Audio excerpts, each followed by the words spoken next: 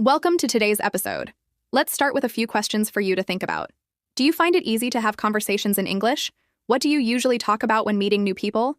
How do you keep a conversation going when you're unsure what to say next? In this episode, we're diving into conversational English, an essential skill for building confidence and fluency in everyday situations. Whether you're chatting with a friend, meeting someone new, or having a professional discussion, knowing how to navigate conversations is key. Let's start with some common expressions to help you begin a conversation. When you meet someone, you might say, "Hi, how's it going?" or "Nice to meet you." These simple greetings can set a friendly tone. If you want to learn more about the person, try asking, "Where are you from?" or "What do you do for work or study?" These questions are great for starting small talk and showing interest in the other person. Once a conversation starts, keeping it flowing is important. One way to do this is by asking follow-up questions. For example, if someone says, "I'm from Italy," you could reply, "Oh, that's interesting. What's your favorite thing about living there?" Or if they mention their job, you can ask, "What do you enjoy most about your work?"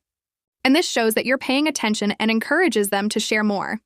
Have you ever been in a conversation where you didn't know what to say next? Don't worry, it happens to everyone.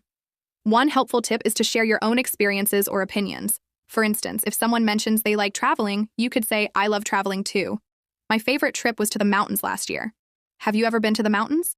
Sharing your own story makes the conversation more engaging and personal. Another important part of conversational English is reacting naturally. When someone tells you something exciting, you can say, "Wow, that's amazing," or "That sounds great." If they share a problem, you could say, "I'm sorry to hear that," or "That must be tough." These reactions show empathy and help build a connection. What about ending a conversation politely? This can be just as important as starting one. You might say, "It was great talking to you," or "I really enjoyed our chat. Let's talk again soon." These phrases leave a positive impression and show that you value the interaction. Learning conversational English is not just about using the right words. It's also about understanding tone and body language. For example, smiling and making eye contact can make you seem approachable and friendly. Your tone of voice can also change the meaning of your words. Saying "that's nice" with enthusiasm sounds positive, but saying it in a flat tone might seem uninterested. Have you ever tried practicing conversations with a friend or a language partner? Role-playing common situations like ordering food at a restaurant or asking for directions can help you gain confidence.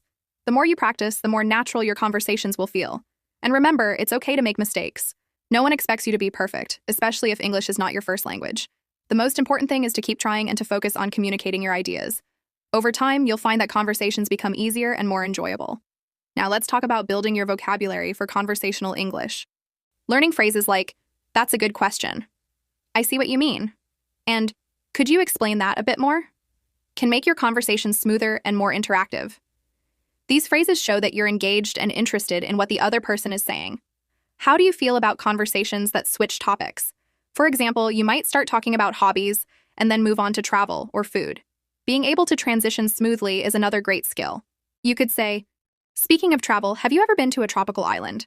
Or "That reminds me of something interesting I read recently." These transitions keep the conversation dynamic and engaging. By practicing these skills, you'll become more confident in your ability to hold conversations in English. Remember, it's not just about the words. It's about listening, responding, and connecting with the person you're speaking to. Let's dive even deeper into how we can improve conversational English. A major part of having smooth conversations is staying relaxed. Sometimes when we speak in a second language, it's easy to get nervous or worry about making mistakes. But remember, every conversation is a chance to learn and improve. So when you're practicing, try to stay calm and focus on expressing your ideas clearly, even if you need to pause to think for a moment. A good way to stay relaxed is by listening carefully to what the other person says. Active listening is an essential skill in conversation. This means not just hearing the words, but really understanding the meaning behind them. For example, if someone says, "I've been really busy with work lately," instead of just nodding, you might respond with something like, "That sounds tough. How do you manage to find time for yourself?" This shows you're paying attention and makes the other person feel heard. When it comes to continuing the conversation, it's also helpful to give a bit of feedback on what the person has said. This doesn't mean repeating everything, but adding something related to what they shared. For instance, if someone mentions that they recently went hiking, you could say, "Hiking sounds fun. I went last summer and it was amazing to be surrounded by nature. Where did you go hiking?" This keeps the conversation moving and allows you to share your own experiences, making it more interactive. Another thing to keep in mind is the importance of asking open-ended questions. These types of questions invite more than just a yes or no answer and encourage the person to share more. Instead of asking, "Do you like sports?" try asking, "What kind of sports do you enjoy and why?" This way, you get to know more about the person's interests and you can keep the conversation going longer. Open-ended questions help make the conversation richer and more enjoyable. Sometimes in conversations, you'll need to give opinions, and that's another area where you can practice your English. Giving your opinion is a great way to keep the conversation going, but it's important to do it politely. You might say, "I think that's a great idea, but I personally prefer something a little different." Or, "In my opinion, it's better to..." These phrases allow you to share your views without sounding too direct or confrontational. They help create a more balanced and friendly atmosphere in the conversation. Another aspect of conversational English is understanding the flow of the conversation. Conversations can go in different directions, and that's perfectly fine. One moment you might be talking about movies, and the next you're talking about food or family. The ability to transition smoothly between topics is important. You might say, "That reminds me of something else I wanted to ask you about." Or, "Speaking of that, I've been wondering..." These transitions help keep the conversation lively and prevent awkward silences. At times, you might not understand everything that's being said, and that's okay. Don't be afraid to ask for clarification. You can politely say, "Sorry, could you repeat that?" Or, "I didn't catch that part. Could you explain it again?" Asking for clarification is a great way to show that you're engaged and want to understand. Most people appreciate this because it shows you care about the conversation. It's also important to keep your sentences clear and not too complicated. This is especially helpful for beginners. Instead of using long, complex sentences, try to express your thoughts in a simple way. For example, instead of saying, "I would really appreciate it if you could share more detailed information about your recent vacation to Italy, as I'm very interested in that region and would love to visit it myself," you can say, "I'd love to hear about your trip to Italy. What was your favorite part?" This way, you keep the conversation easy to follow and natural. Small talk is a key part of conversational English. It's light, casual conversation that doesn't dive into deep topics, but it's perfect for meeting new people or warming up before a bigger discussion. For instance, when you meet someone new, asking about their day or weekend plans is a great way to start. You could ask, "What did you do this weekend?" Or, "How's your day going so far?" These simple questions help break the ice and allow the other person to talk about themselves, which is something everyone loves to do. Building confidence in your speaking skills also means accepting that you might make mistakes. In fact, making mistakes is part of the learning process, and it's something we all experience. If you don't know a word or phrase, don't be afraid to ask for help or use simpler language. For example, if you forget a word, you might say, "I don't know the word for that, but it's like..." Describe it. Most people will appreciate your effort and be patient with you. One tip is to practice conversations every day. You can practice with a friend, a language partner, or even by yourself. Try talking to your mirror or use language exchange apps where you can speak with native speakers. The more you practice, the more confident and fluent you'll become. And remember, conversations don't have to be perfect. The more relaxed and natural you are, the easier it will be to keep the conversation going. When you're just starting, focus on the basics: greetings, introductions, and simple questions. As you get more comfortable, you can expand your vocabulary and talk about more complex topics like your hobbies, future plans, and opinions. Over time, you'll be able to express yourself with more ease and confidence. Now let's think about how to be a good listener as well as a good speaker. In a conversation, it's just as important to listen carefully as it is to speak clearly. When the other person is talking, make sure you're paying attention and not thinking about what you're going to say next. Nodding, maintaining eye contact, and giving small verbal cues like "I see" or "That's interesting" show that you're actively listening. Active listening is crucial for building connections with others and making your conversations more meaningful. Let's dive even deeper into improving conversational English skills. At its core, having a good conversation is about connection. It's about exchanging ideas, sharing experiences, and learning from each other. To achieve this, we need to develop both confidence and competence in using the language. Let's explore some strategies to elevate your conversational abilities, whether you're just starting out or looking to refine your skills further. A crucial element in building conversational English is expanding your vocabulary. The broader your vocabulary, the easier it will be to express your thoughts. But here's the thing: focus on learning words and phrases that are practical and relevant to your daily life. For example, if you often talk about hobbies, learn vocabulary related to your favorite activities. Instead of memorizing long lists of random words, try to learn phrases that you can immediately use in conversations. For instance, instead of just knowing the word travel, learn phrases like "I'd love to travel to," or "What's the best place you've traveled to?" This way, your learning is purposeful and directly applicable. Another effective method is to learn common idioms and expressions.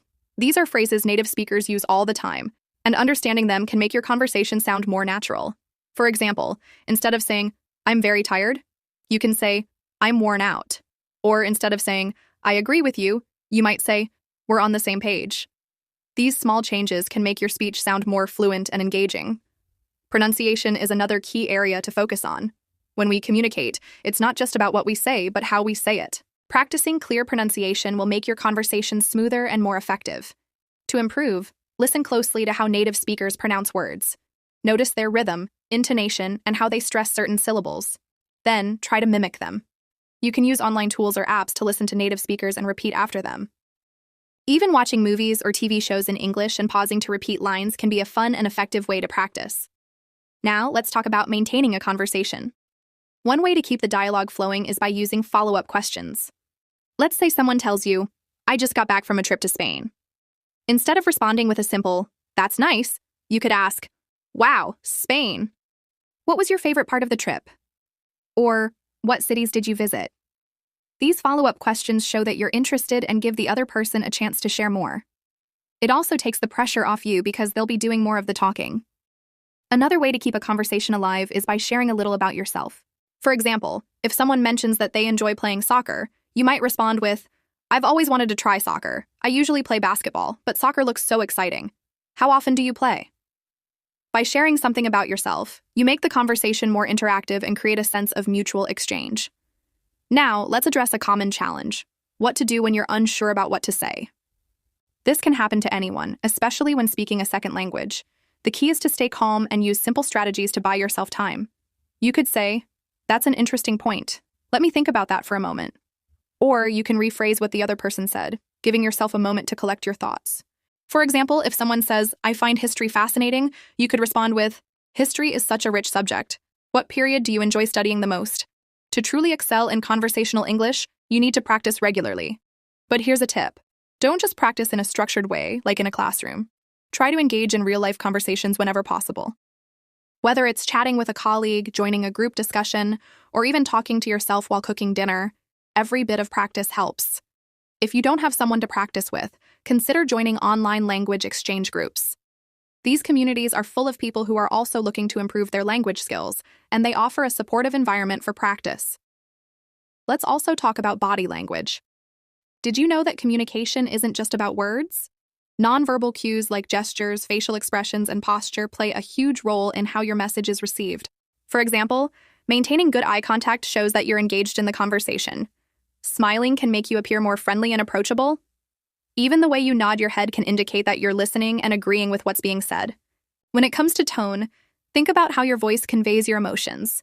A monotone voice can make you sound uninterested, while a varied tone shows enthusiasm.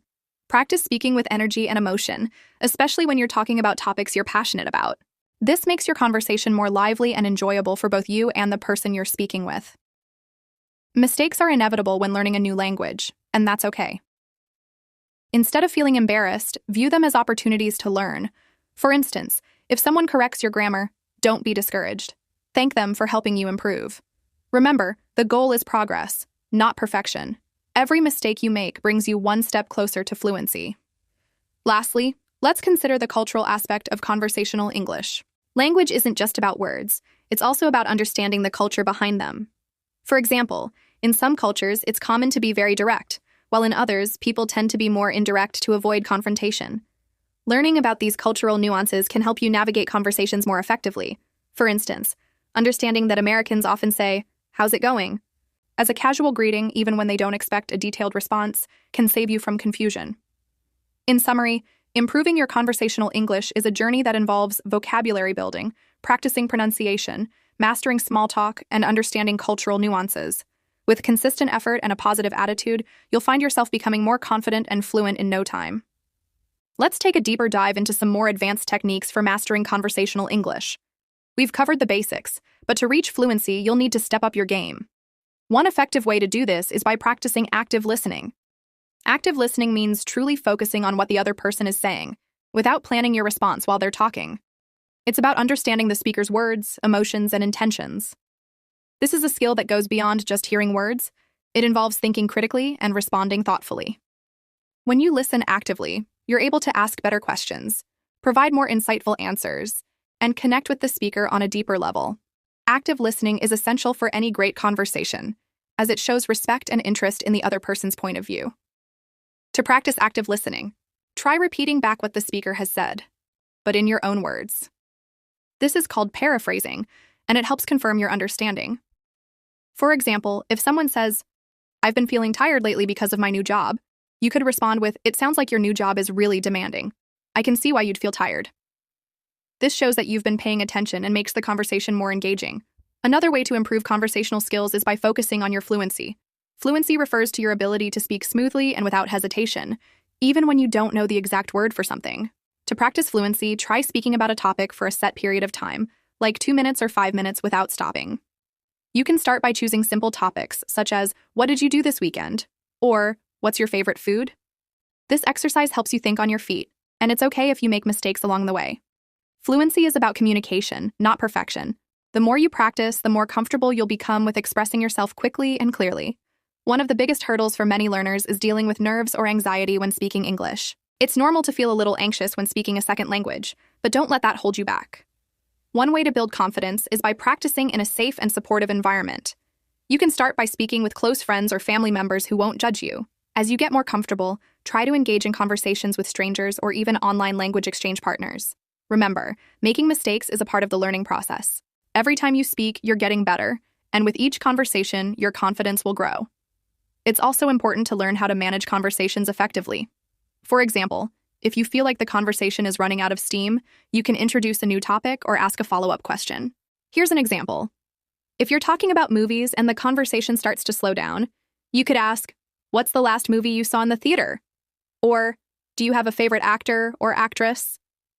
These questions help you keep the conversation flowing, and they also show that you're genuinely interested in learning more about the other person's experiences. Another critical aspect of improving your conversational English is developing your ability to use transitions effectively. Transitions are words or phrases that help connect your ideas smoothly, making your conversations more coherent and easier for others to follow. For example, when you want to add more information, you can use phrases like "in addition," "furthermore," or "not only that." When presenting contrasting ideas, you might say, "However," "on the other hand," or "that being said." Transitions act as bridges between your sentences, helping to guide your listener through your thoughts seamlessly. Practicing these phrases in context can make your speech more polished and professional. Additionally, understanding and practicing idiomatic expressions can greatly enhance your ability to engage in natural conversations. Idioms are phrases where the meaning isn't immediately clear from the individual words, such as "break the ice," which means to start a conversation in a relaxed way, or "hit the nail on the head," meaning to describe something perfectly.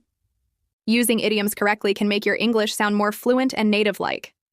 Start by learning a few common idioms and practicing them in sentences. For instance, if someone asks how your weekend was, you might say, "It was a blast. I got to spend time with my friends." This not only shows your understanding of casual expressions, but also makes the conversation more lively and relatable.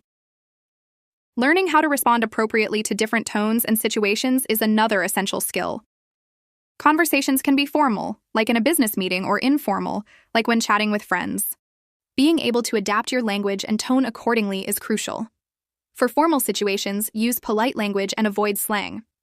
For example, instead of saying, "What's up?" you might say, "How are you doing today?" On the other hand, in informal settings, it's perfectly fine to use more casual language. By practicing in both formal and informal contexts, you can develop the flexibility to navigate any conversational situation with ease. Building a strong vocabulary is equally important. To express yourself clearly, you need to have a wide range of words at your disposal. One effective way to expand your vocabulary is by learning words in context rather than in isolation. For example, instead of just memorizing the word excited, learn phrases like, "I'm excited about my new job," or "She was excited to meet her favorite author." This helps you understand how the word is used in real-life situations. Additionally, try to learn synonyms and related words. For instance, along with excited, you could learn thrilled, overjoyed, and ecstatic. This will allow you to express yourself more vividly and precisely. Pronunciation is another critical area to focus on. Even if your vocabulary and grammar are excellent, unclear pronunciation can make it difficult for others to understand you. To improve your pronunciation, try practicing with tongue twisters, as they help train your mouth and tongue to produce sounds more accurately. For instance, she sells seashells by the seashore can help you practice the S and sh sounds. Additionally, listen to native speakers and mimic their pronunciation, intonation, and rhythm. Record yourself speaking and compare it to native speakers to identify areas for improvement. With consistent practice, you'll notice a significant improvement in your clarity and confidence. Another valuable strategy is to learn how to use questions effectively in conversations. Asking good questions shows that you're interested in the other person and keeps the dialogue going. There are different types of questions you can use. Open-ended questions like, "What do you think about the new park in our neighborhood?"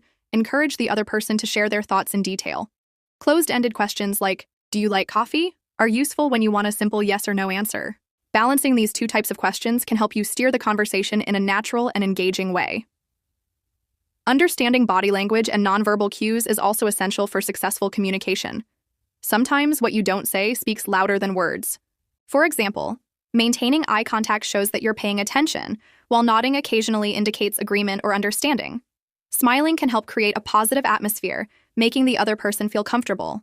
On the other hand, crossing your arms or avoiding eye contact might give the impression that you're not interested. Practice being aware of your own body language and observing others to better understand the unspoken elements of communication. Another way to improve is by practicing storytelling. People love hearing stories, and being able to share your own experiences in an engaging way is a great skill. When telling a story, remember to include details that bring it to life. For example, instead of saying, "I went to a park and it was nice," you could say, "Last weekend I visited this beautiful park with tall, green trees and a sparkling lake. I spent hours walking along the trails, listening to the birds and enjoying the fresh air." Adding vivid descriptions and emotions makes your story more interesting and helps the listener feel connected to your experience. If you want to take your conversational skills to the next level, consider joining a language exchange group or finding a speaking partner online. These platforms give you the chance to practice with people from different backgrounds, exposing you to various accents and conversational styles. Additionally, you'll learn about different cultures, which can make your conversations more meaningful and insightful. When practicing with a partner, focus on having natural, flowing conversations rather than just practicing set phrases. This will prepare you for real-life situations where conversations don't always follow a predictable script. Lastly, it's important to reflect on your progress and identify areas for improvement. After each conversation, ask yourself questions like, "Did I understand the other person clearly? Was I able to express my thoughts effectively? And what could I do better next time?" Taking the time to reflect will help you pinpoint your strengths and weaknesses, allowing you to focus your practice on areas that need more attention. Remember, the journey to fluency is a marathon, not a sprint. Celebrate your successes no matter how small, and keep pushing yourself to reach new heights. Another crucial step in mastering conversational English is developing your ability to actively listen during discussions. Active listening means more than just hearing words. It involves paying close attention to the speaker's tone, emotions, and nonverbal cues. When someone is sharing their thoughts, nodding occasionally or saying phrases like, "I see," "That makes sense," or "Tell me more," can show that you are engaged in the conversation. Active listening not only helps you understand the message better, but also encourages the other person to feel valued and respected. This skill can be especially useful in professional settings, where showing attentiveness can create a strong impression. An essential practice for improving conversational skills is shadowing. Shadowing involves listening to a native speaker and trying to repeat what they say as closely as possible in terms of pronunciation, intonation, and rhythm. For example, you can choose a short audio clip, play a sentence, pause it, and then repeat it exactly as you heard it. Doing this regularly helps you internalize natural speech patterns and improve your ability to sound fluent. Pair this with recording your voice and comparing it to the original, as it allows you to identify areas where you can make adjustments to match native pronunciation more closely. Another effective method is learning how to paraphrase. Paraphrasing involves restating someone's ideas in your own words, which shows understanding and keeps the conversation flowing.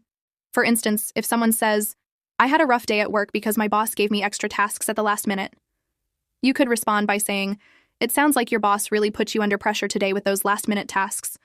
Paraphrasing not only demonstrates that you are paying attention, but also allows you to confirm that you understood the speaker correctly, which is an important aspect of effective communication. Building your cultural awareness can also enhance your conversational skills. Conversations are not just about language, but also about understanding the context and cultural norms. For example, in some cultures, it's common to make small talk before getting to the main topic, while in others, people prefer to dive straight into business discussions. Being aware of these differences can help you adjust your approach and avoid potential misunderstandings. Reading about different cultures, watching international films, or joining multicultural groups can provide valuable insights and improve your ability to connect with people from diverse backgrounds. Focusing on improving your fluency through repetition is another valuable strategy. The more you practice, the more confident and natural your speech will become. For example, if you struggle to talk about your daily routine, write down a few key points and practice speaking about them multiple times. Each time, try to add more details or use different expressions to describe the same ideas. Over time, this will help you become more comfortable with the topic and prepare you to discuss it effortlessly in real conversations. Another way to enhance your conversational abilities is by learning how to manage pauses effectively. Pauses are a natural part of speech, and knowing how to use them can make your conversations more impactful. For example, pausing briefly before answering a question gives you time to think and shows that you are considering your response carefully. Similarly, pausing after making an important point allows the listener to absorb what you've said. Practice speaking slowly and deliberately, focusing on where to insert pauses to make your speech sound more thoughtful and confident. Developing your ability to express emotions through language is another key aspect of conversational English.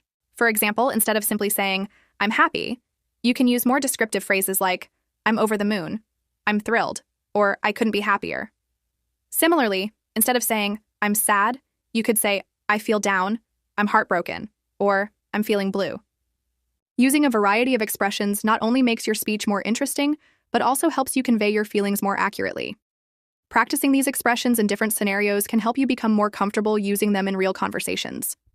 Understanding and using idioms is a great way to enhance your conversational English. Idioms are expressions that have a meaning different from the literal interpretation of the words. For example, the phrase "break the ice" doesn't mean physically breaking ice. Instead, it means starting a conversation in a way that makes everyone feel more comfortable. Imagine this scenario. You're at a party where you don't know anyone. Instead of standing in the corner, you could approach someone and say, "It's such a lovely gathering. How do you know the host?" That's an example of breaking the ice by initiating a friendly and engaging conversation. Using idioms like this can help make your conversations more natural and relatable. Another popular idiom is a piece of cake, which means something is very easy to do. Imagine helping a friend who is nervous about preparing a dish for a potluck dinner. You could encourage them by saying, "Don't worry, making pasta is a piece of cake. I can even share my favorite recipe with you." Incorporating idioms like this into your speech shows that you understand the cultural nuances of the language, making your communication more engaging and authentic. Storytelling is another powerful tool for mastering conversational English. Telling stories can make conversations more vivid and memorable. For example, if someone asks about your favorite travel experience, instead of simply saying, "I loved visiting Italy," you could share a story about a specific moment. You might say, "When I visited Rome, I got lost looking for the Colosseum. Instead of panicking, I asked a local for directions in my best attempt at Italian. The man not only gave me directions, but also walked me halfway there, sharing stories about the city along the way. It was such a heartwarming experience and made my trip unforgettable." Stories like this not only captivate your listener, but also provide an opportunity to practice speaking in full sentences while adding depth to your conversations. Another example of storytelling can come from everyday life. Let's say you're talking about learning something new. Instead of saying, "I learned how to bake," you could turn it into a story. "Last weekend, I decided to bake a cake for the first time. I followed the recipe carefully, but when it was time to mix the ingredients, I accidentally used salt instead of sugar. I didn't realize it until I tasted the batter. It was a funny mistake, and I laughed so hard. But in the end, I started over, and the cake turned out delicious." Sharing relatable, humorous, or even challenging experiences makes conversations richer and more engaging. Active listening is another essential skill for great conversations. When someone is speaking, showing that you are listening can build rapport and encourage them to open up. One way to do this is by using phrases like, "That's so interesting," or "I never thought about it that way before." For instance, if someone tells you about a new hobby they've taken up, like gardening, you could respond, "Wow, gardening sounds so rewarding. What kind of plants do you grow?" This not only shows your interest, but also keeps the conversation flowing. Short phrases are also powerful for keeping conversations alive. Expressions like "I see," "Tell me more," or "That's amazing" are easy to remember and can be used in almost any situation.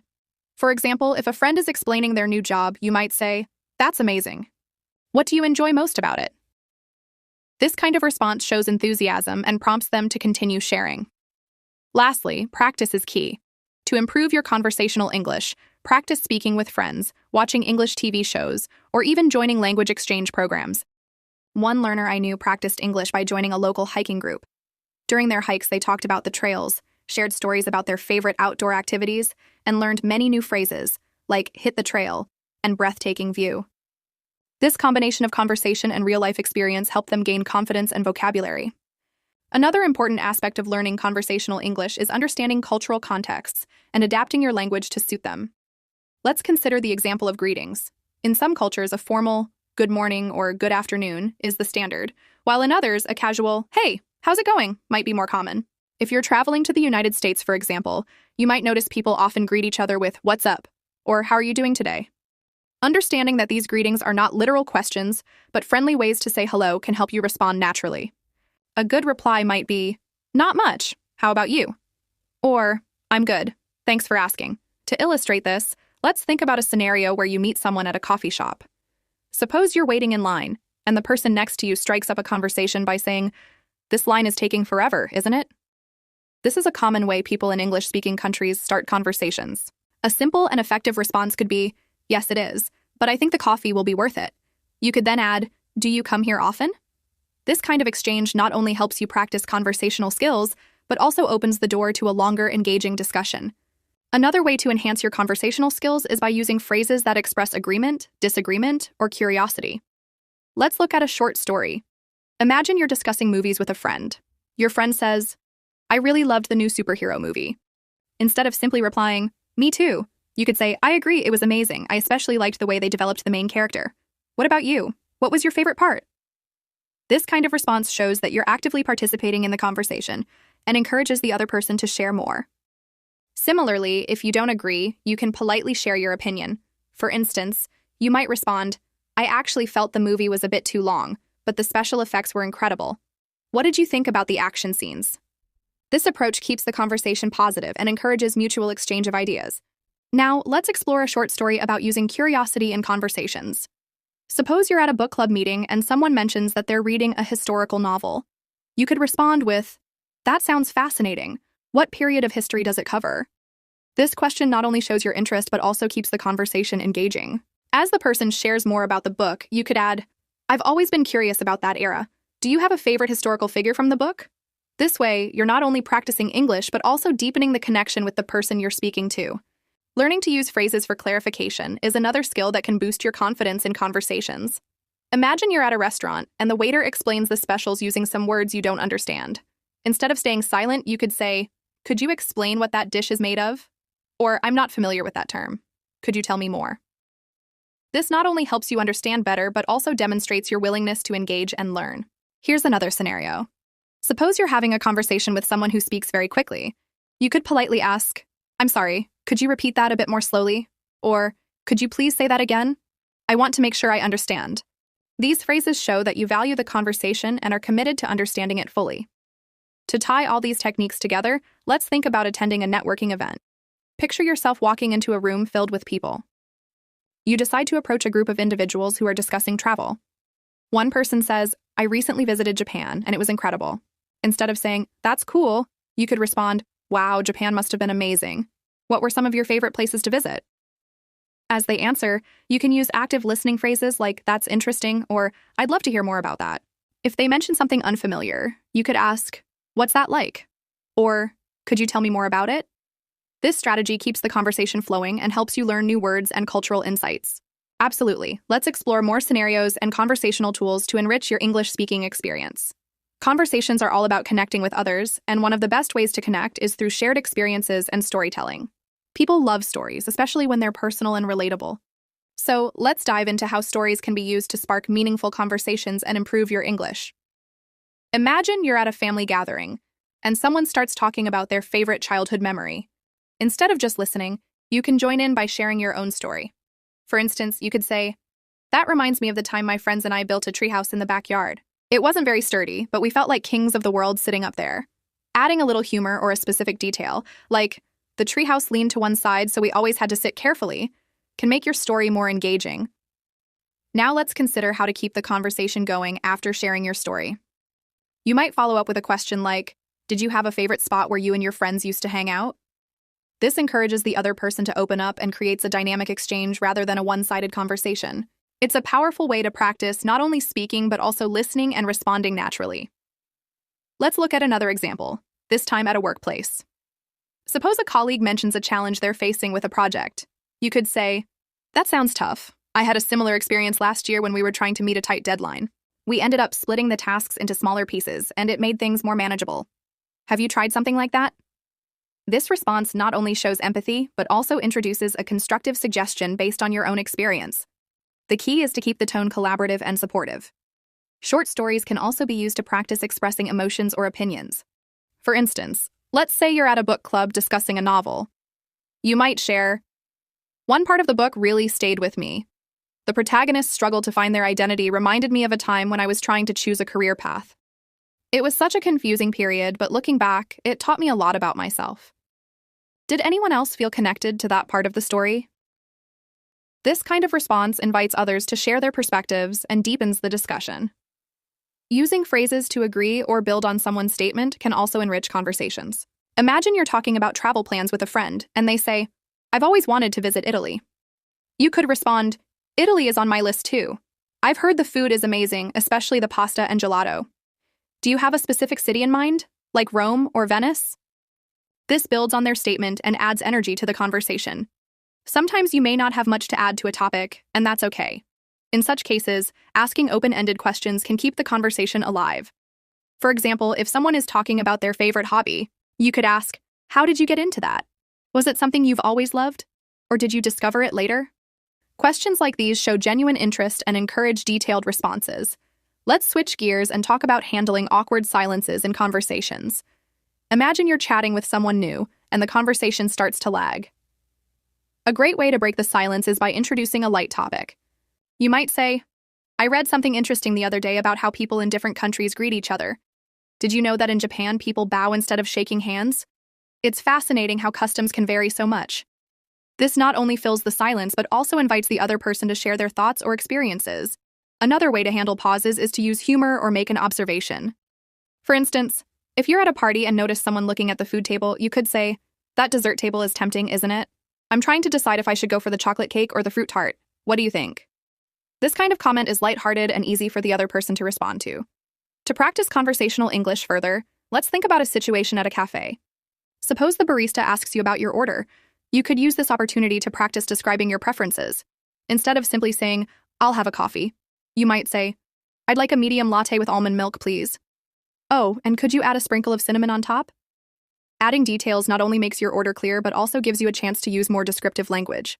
If the barista replies, "We're out of almond milk. Would you like oat milk instead?" You can practice handling unexpected changes. A polite response might be, "Sure, oat milk sounds great. Thank you for letting me know." This shows flexibility and good manners, which are key to smooth conversations. Finally, let's explore how short stories can be used in casual settings to create connections. Imagine you're at a park and notice someone playing with their dog. You could say, "Your dog looks so happy. I used to have a dog named Max, and he loved running around the park. He always carried his favorite ball everywhere. What's your dog's name?" This kind of interaction is friendly, and the story adds a personal touch that makes the conversation memorable. Let's continue our conversation and explore even more ways to enhance your English learning with engaging and relatable situations. By using short stories, asking open-ended questions, and practicing real-life scenarios, you can improve your fluency and feel more confident while speaking. Imagine you're visiting a friend's house, and they invite you to stay for dinner. Instead of just saying thank you, you can build on the situation by saying, "I'd love to. What are you making? I'm always curious about new recipes, especially when it comes to cooking dinner for friends." This not only expresses enthusiasm, but also opens the door for further conversation. Your friend may share some details about the dish, and you can add to the discussion by talking about your favorite types of food or a recipe you've recently tried. This leads to a more engaging and natural exchange, where both people can share experiences and stories. If the conversation shifts to favorite movies or TV shows, you could contribute by saying, "I recently watched a movie called The Pursuit of Happiness, and it made me think about how important it is to keep going, even when things seem difficult. It reminded me of a time when I faced a challenge in my studies and thought about quitting, but I pushed through. Have you ever had a moment when you had to keep going even when it seemed tough?" This not only gives you a chance to practice sharing personal stories, but also encourages the other person to reflect on their experiences. Building on this idea, let's consider how conversational English is often about connecting through shared emotions and situations. For example, you could ask someone, Have you ever been in a situation where you had to make a really quick decision? I remember one time when I was in a foreign country, and I had to decide whether to catch a train or take a taxi. I didn't speak the language well, and I was so nervous, but I ended up taking the train, and it was a great experience. What about you? By sharing a personal story, you can make the conversation feel more authentic and comfortable. Stories also give you the opportunity to practice expressing emotions such as nervousness, excitement, or relief, which are all important aspects of conversational English. Now let's move on to a slightly different scenario, like discussing hobbies. This topic is an excellent opportunity to practice both speaking and listening. If you're talking with someone about their favorite hobby, you could respond with, "That sounds really interesting. I've always been fascinated by photography, but I'm still a beginner. I once took a picture of the sunset at the beach, and it turned out to be one of my favorite photos ever. What's your favorite thing to photograph?" By adding details and sharing a story related to the topic, you not only keep the conversation going, but also show a deeper interest in the other person's passions.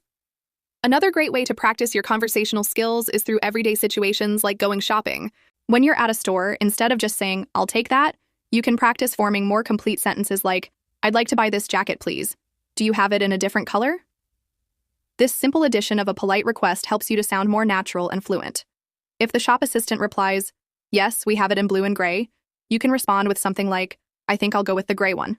It's perfect for the weather today."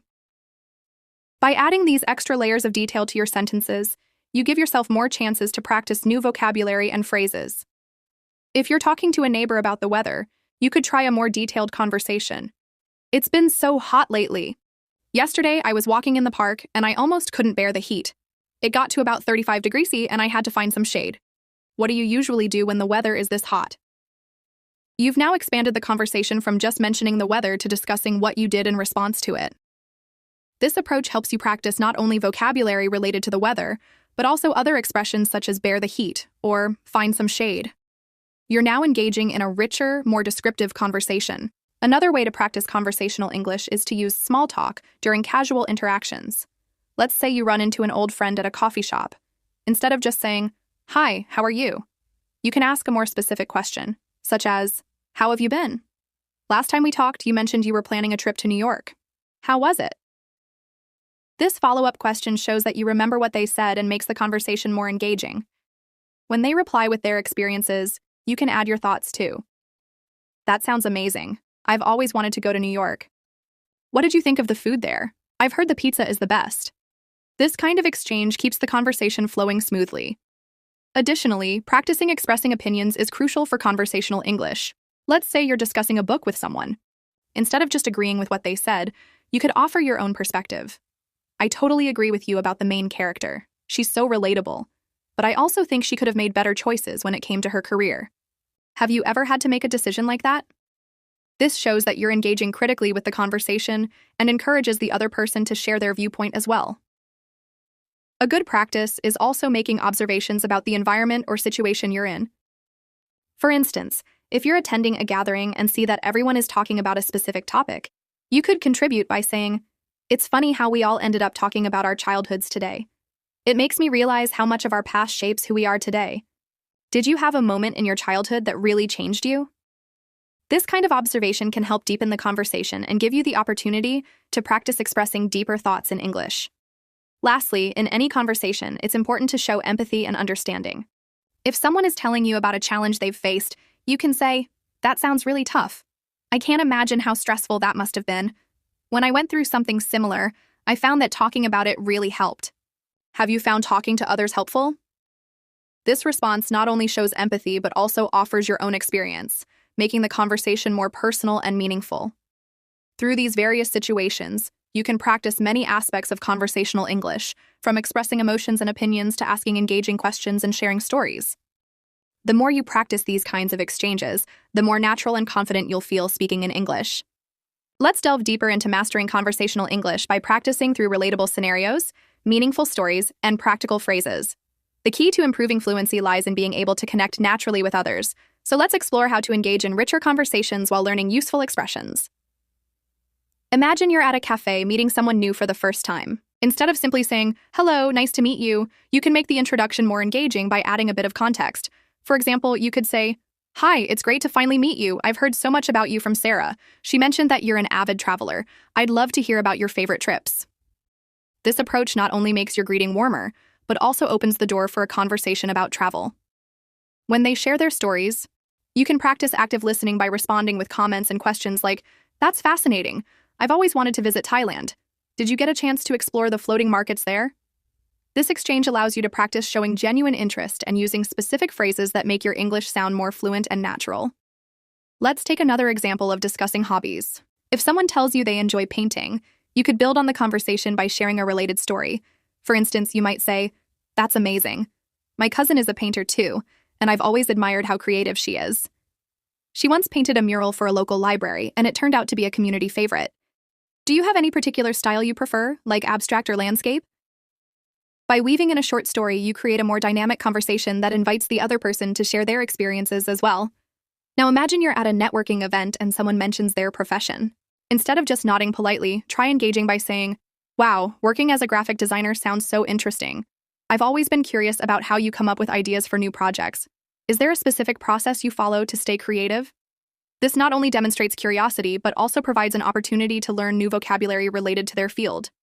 If the conversation turns to a lighter topic like weekend plans, you can share your own experiences to keep the dialogue flowing. For example, you could say, "This weekend, I'm planning to visit a local farmer's market. I've heard they have the best organic produce and homemade baked goods. Last time I went, I tried this incredible apple pie that reminded me of the ones my grandmother used to make. Do you enjoy going to markets or trying new foods?"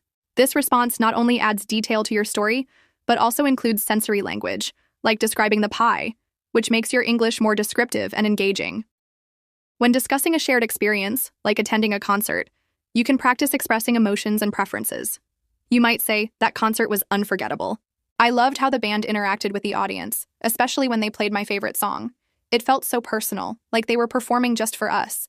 Do you have a favorite live performance you've been to?" This allows you to use more expressive language while encouraging the other person to contribute to the conversation. Let's move on to a scenario where you're helping someone new to your city. Instead of giving short directions, you could say something like, "If you're heading to the museum, I recommend taking the scenic route through Elm Street. It's lined with beautiful trees, and there's a small cafe halfway where you can grab a quick coffee.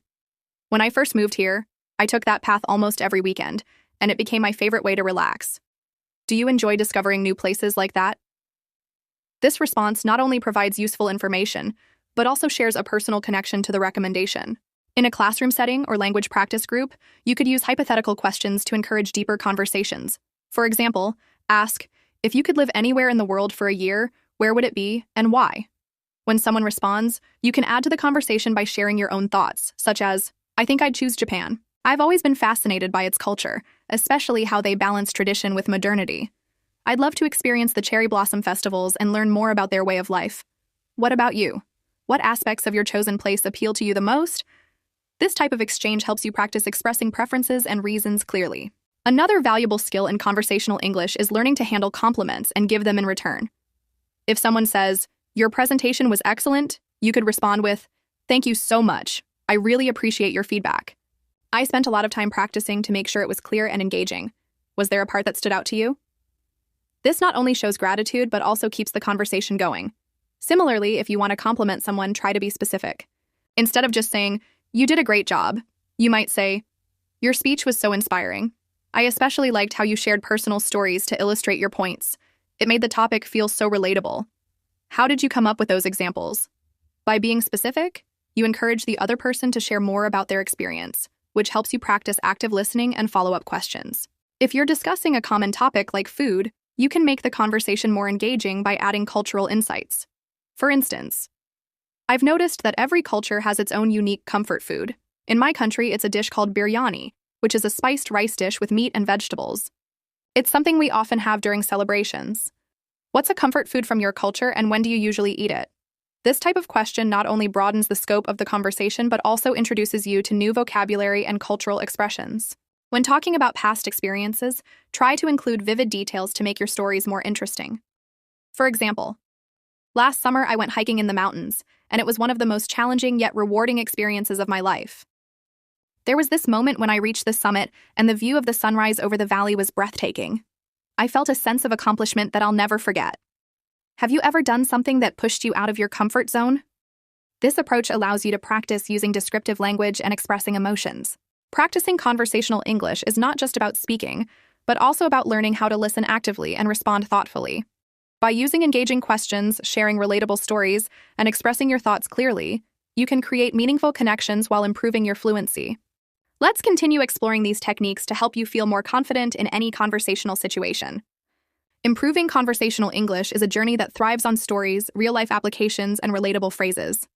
Let's dive deeper into the art of everyday conversations and how we can use storytelling and detailed expressions to practice effectively.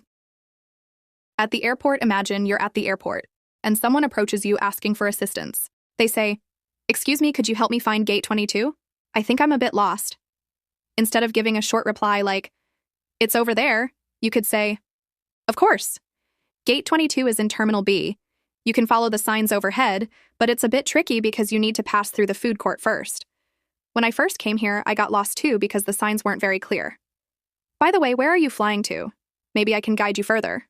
This response not only provides useful information, but also opens up the opportunity for a longer interaction. The person might reply, "I'm flying to Paris. It's my first trip there." You can practice your conversational skills by responding with enthusiasm. "That's wonderful. Paris is such a beautiful city. I visited last year and the Eiffel Tower at night is magical. Are you going for work, vacation, or something else?" This kind of follow-up question helps keep the conversation flowing and shows genuine interest. Talking about hobbies. Let's consider another scenario. You're at a gathering, and someone mentions their hobby of gardening. Instead of simply saying, "That's cool," you could expand the conversation by sharing a personal story. You might say, "That's amazing. My grandmother was an avid gardener, and I remember spending summers with her planting roses and vegetables. She always said, 'Gardening is like therapy for the soul.' Do you focus on flowers, or do you grow vegetables too?" This kind of detailed reply not only practices conversational depth but also introduces idiomatic expressions like therapy for the soul. If they reply, "I mainly grow vegetables because I love cooking with fresh ingredients," you can build on that with, "That's such a great idea. Fresh vegetables must taste so much better than store-bought ones. My friend grows tomatoes in her backyard, and she once gave me a basket of them. They were so sweet and juicy. I made the best pasta sauce ever." Do you have a favorite recipe you make with your vegetables? By connecting their hobby to a shared interest, you create a natural dialogue that improves your fluency. Ordering food at a restaurant now. Imagine you're at a restaurant with friends, and you're responsible for placing the order. Instead of saying, "I'll have a burger," try expanding your request. "I'd like the cheeseburger with extra pickles, please. Could you also make the fries extra crispy? Last time I was here, I had the chicken sandwich, and it was fantastic, but I've been craving a good burger all week." By adding more detail, you're practicing how to make requests more natural and engaging. If the server responds, "Sure, we can do that. Would you like any sauce on the side?" Take this opportunity to ask questions. "Yes? Could I have some barbecue sauce, please? Also, do you recommend the vanilla milkshake or the chocolate one? I've heard your milkshakes are incredible." This helps you practice both asking and answering questions in a casual setting. Shopping at a market. Picture yourself at a farmer's market. A vendor says, "Good morning. We have fresh strawberries today. Would you like to try some?" Instead of replying with a simple, "Yes," you can say, "Good morning. I'd love to try some. Strawberries are my favorite fruit, especially when they're fresh. My mom used to make the best strawberry jam when I was a kid, and these remind me of those times. Do you grow these locally?" This response uses descriptive language and connects the moment to a personal memory. If the vendor replies, "Yes, these come from our farm just 20 miles away," you could continue with, "That's wonderful. I really appreciate locally grown produce. Do you have any tips for keeping them fresh longer? I usually buy a lot, but they don't last more than a couple of days." This practice introduces conversational strategies like asking for advice and sharing personal experiences. Talking about the weather. Discussing the weather is one of the most common topics in English conversation, and you can make it more interesting by adding observations or stories. If someone says, "It's so hot today," instead of just agreeing, you could respond, "Yes, it feels like summer has arrived early this year. Yesterday I went for a walk in the park, and the heat was intense. But then, out of nowhere, a cool breeze started, and it felt so refreshing. Do you enjoy hot weather, or do you prefer cooler seasons?" This type of response helps keep the conversation engaging. If the other person replies, "I actually prefer cooler weather. Winter is my favorite season," you can continue with a story. "I love winter too, especially because of the holidays.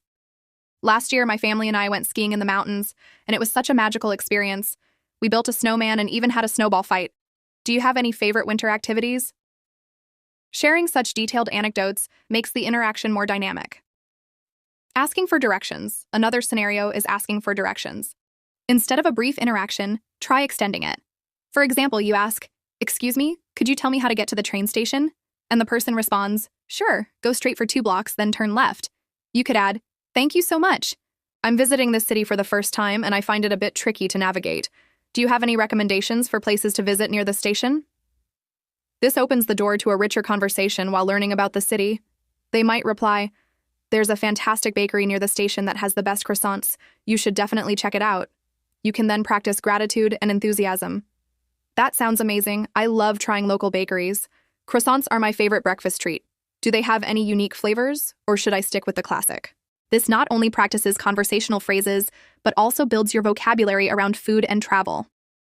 By focusing on relatable scenarios, sharing personal stories, and asking thoughtful questions, you can significantly enhance your ability to engage in meaningful conversations. This practice not only helps with fluency, but also boosts confidence in speaking English naturally and effectively. Let's keep exploring more ways to master conversational English.